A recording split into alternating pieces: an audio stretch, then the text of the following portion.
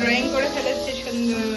এদেরকে মোটামুটি স্নান করানো হলো, আরো আছে না দেয়। ও বলবে বাবা বাবা মাম্মাকে ভেরি গুড দেবে, না হলে কিন্তু মাম্মার বই ভিড় আছে।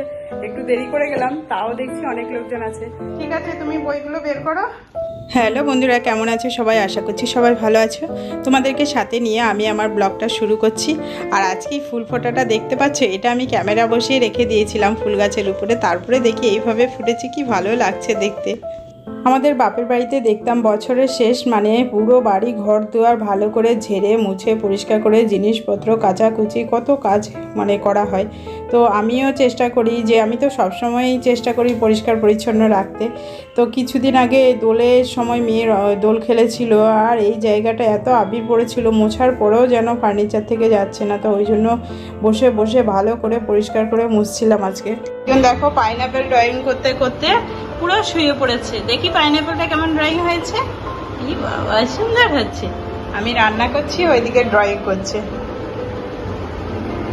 আজকে আমি রান্না করেছি বেলে মাছের ঝাল, পটল ভাজা করব, আর মেয়ের জন্য একটা ডিম ভাজা করব। তো ঝাল খেতে পারবে না, আজকে এইটুকুই করব। গরমে আর পারছি না, এত গরম পড়ছে।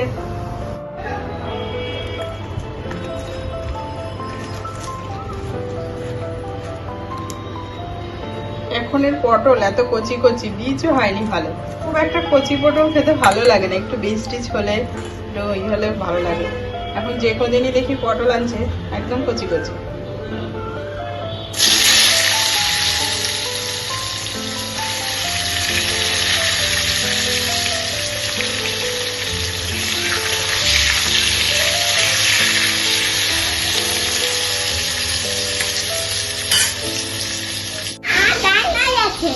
দেখি,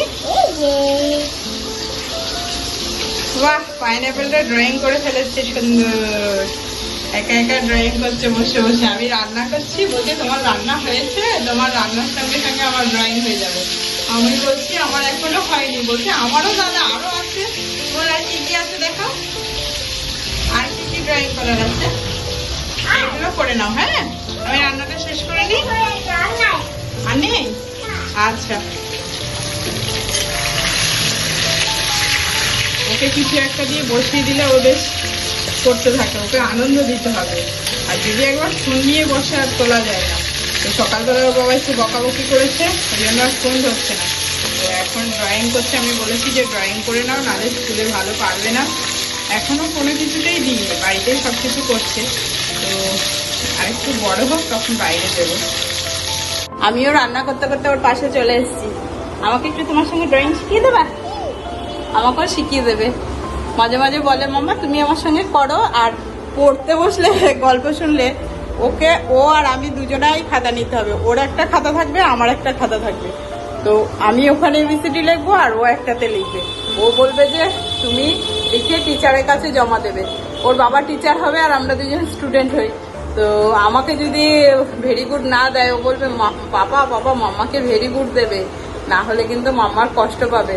ও আবার বলে দেবে, তারপর পাপা বল সেইটাই দিতে হবে। ওকে দিলে হবে না, দুজনকেই একই রকম দিতে হবে, তাই তো? চলো তোমার কাজটা করে নাও, ওই রান্নাটা করে নিই। আচ্ছা ঠিক আছে, তুমি করে নাও। আমার পটল ভাজা হয়ে গেল। হ্যালো ফ্রেন্ড, কেমন আছো? আশা করছি সবাই ভালো আছো। তো আজকে মেয়ে স্কুলে বই দিচ্ছিল, বই আনতে গেছে, আগের দিন ভর্তি হয়ে গেছে। তো এত গরম বাইরেটা কি বলবো, জাস্ট ঢুকলাম, দেখো মেয়ে বই নিয়ে কি শুরু করেছে। তো স্কুলে গেলাম, গিয়ে দেখছি ভালোই ভিড় আছে। একটু দেরি করে গেলাম, তাও দেখছি অনেক লোকজন আছে। তো সবাই নিচ্ছে, আমাদের নেওয়া হলে চলে এসেছি। এখন মেয়ে বইগুলো নিয়ে এই যে কি শুরু করে দিয়েছে। মুহি এখন সব বইগুলো বের করে করে দেখছে। যা বই দিয়েছে নার্সারিতে, এত বই, আমি তো জানি না। এগুলো সব খাতা বের করা বইগুলো, সব প্রচুর বই দিয়েছে। তুমি এত বই পড়তে পারবে? ছোট ছোট বাচ্চাদের কত পড়ার চাপ দেওয়া হয়, কত বই দিয়েছে। আমি তো দেখেই অবাক, এত বই কতদিনে পড়ে শেষ করবে। ঠিক আছে, তুমি বইগুলো বের করো। না, মোলার দিয়েছে। তো সব 3022 টাকা নিল বই।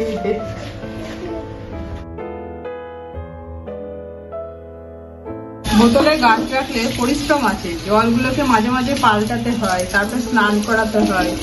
দেখো কি সুন্দর সব গাছগুলোর নিচে শিকড় হয়ে গেছে, এত ভালো লাগছে। দেখো এই গাছটার নিচে দেখো কি সুন্দর শিকড় হয়েছে। আমার হাজবেন্ড এই জিনিসটা ভালো শিখেছে, বলছে টবে লাগালে কিছুতেই দেখি টেকে না এই পাতাবাহার গাছগুলো, তারপর থেকে শুরু করেছে বোতলে লাগানো। এখন গাছগুলো সুন্দর হয়, দেখতেও ভালো লাগে। এদেরকে মোটামুটি স্নান করানো হলো, আরো আছে গাছ, স্নান করানোর গাছ অভাব নেই, তবে সব গাছ তো করানো যায় না। যেমন এই গাছগুলো, এইগুলোকে স্নান করানো হয় না, এটাকে করানো হয়। এটা এত সুন্দর ফুল হয়েছে দেখো। আবার এ তো অনেক বড় হয়ে গেছে, এবার এটাকে করাবে, নিচে একজনকে করানো হচ্ছে।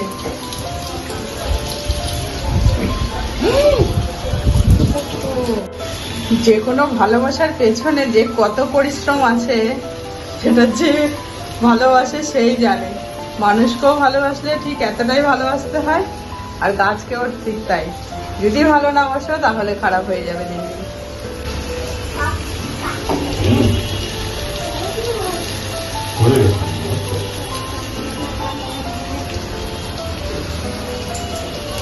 মুছে রাখলে বোতলের গায়ে না জলের দাগ হবে না, মুছে রাখলে যে জলটা থাকে সেটার দাগটা হবে।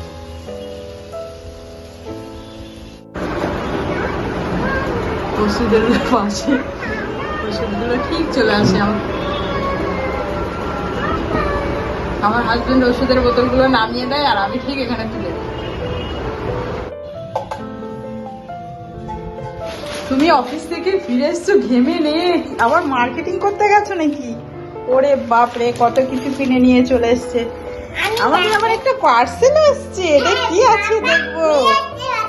পাপা নিয়ে এসছে পার্সেলটা, দেখবো দেখবো কি আছে। আর এখানে কি আছে বের করছি। মা মহির ইনার নিয়ে এসছে, দেখি দেখি। বাহ, সুন্দর ইনারটা পেয়েছো তো, স্কুলের জন্য ভালোই হলো।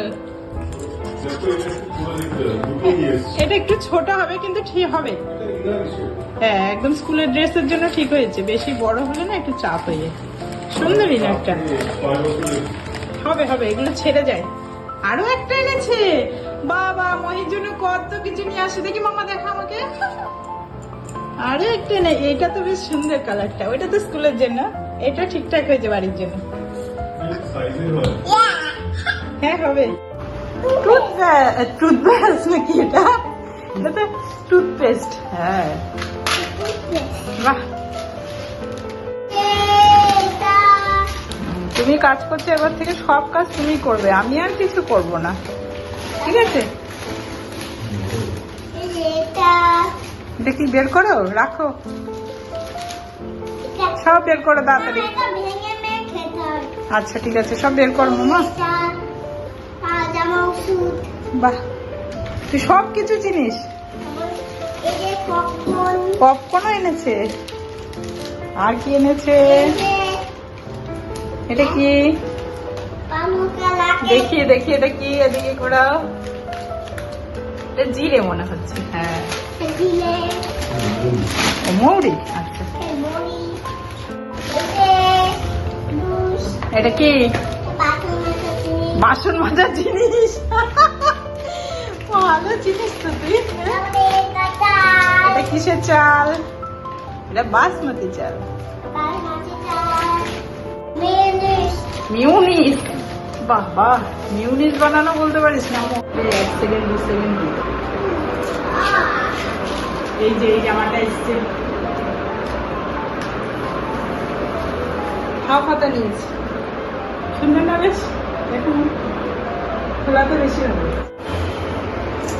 আমার হাজবেন্ডের জন্য জামা কাপড় দোকান থেকে কিনলে কখনোই হয় না। আমার মা বিয়ের পর থেকে যে কটা জামা কাপড় দিয়েছে সবই ছোট হয়ে যায়, চেষ্টা করে অনলাইন থেকে কিনতে। কত বড় সাইজ, তাও জানি না ঠিকঠাক হবে কিনা।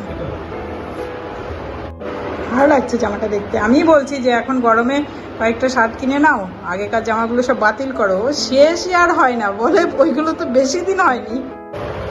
এই যে মেয়ে সব বের করলো, এবার সব গোছগাছ করার পালা হচ্ছে আমার। খাবি এটা? এটা খাবি? খা। একে চৈত্র মাস, তার উপরে প্রচণ্ড গরম, তার উপরে কাজের চাপ, কি বলবো, তাও করতেই হবে। তো চৈত্র মাসে সব কাচা ধোয়া করা প্রায় আমার হয়েই যাচ্ছে। আজকে সমস্ত বালিশ কভার, বেড কভার সব তুলে দিয়েছি, তুলে ধুয়ে কেচে শুকিয়েও গেছে, প্রচণ্ড রোদও হয়েছিল। ধোয়া টোয়া হওয়ার পরে আবার হচ্ছে কাজের চাপ, এইগুলো সব গুছিয়ে টুচিয়ে তুলে দিতে হবে। তুলে দিয়ে আবার আরেক সেট বের করে সমস্ত বালিশের মধ্যে বালিশ কভারগুলো পরাতে হবে।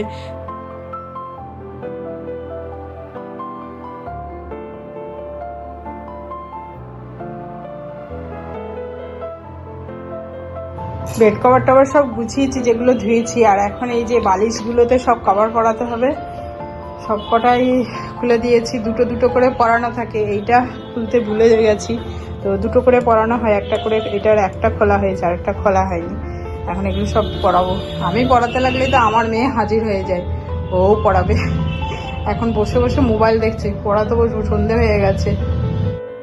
আজকে আমার কাজটা এত সহজে হয়ে যাবে ভাবতে পারিনি, কারণ আমি বালিশের কভার পরাতে গেলে আমার মেয়ে চলে আসে, তো ওর জন্য অনেকটা দেরি হয়ে যায়। তো আজকে খুব সহজেই সব কিছু করে ফেলতে পেরেছি, ও কিছুই করেনি। এত গরম পড়ছে কি বলবো। আজকে অনেক বালিশ কভার টভার সব কেচে দেওয়া হয়েছিল, তো কিছুক্ষণের মধ্যেই শুকিয়ে গেছে। প্রচুর হাওয়ার, প্রচুর গরম। গরমের জন্য বিকেলবেলা কিছুই গোছায়নি। তো সন্ধ্যেবেলা এখন সন্ধ্যে টন্ধে দিয়ে আমি ভাবছি যে জামা কাপড়গুলো গোছগাছ করে নিই, এবার মেয়েকে পড়াতে বসবো। তো জামা কাপড়গুলো গোছাতে গিয়ে হাঁপিয়ে যাচ্ছি, এত গরম। আর আজকে সারাদিন পুরো কি বলবো, প্রচন্ড গরম পড়েছে এখানে বহরমপুরে। তোমাদের ওখানে কেমন গরম পড়েছে জানি না, রুম থেকে বেরোনোই যাচ্ছে না বাইরে, এতটাই রোদ আর গরম। তো আজকের ভিডিওটা কেমন লেগেছে সেটা তোমরা কমেন্ট করে জানিও, ভালো লাগলে একটা লাইক করো।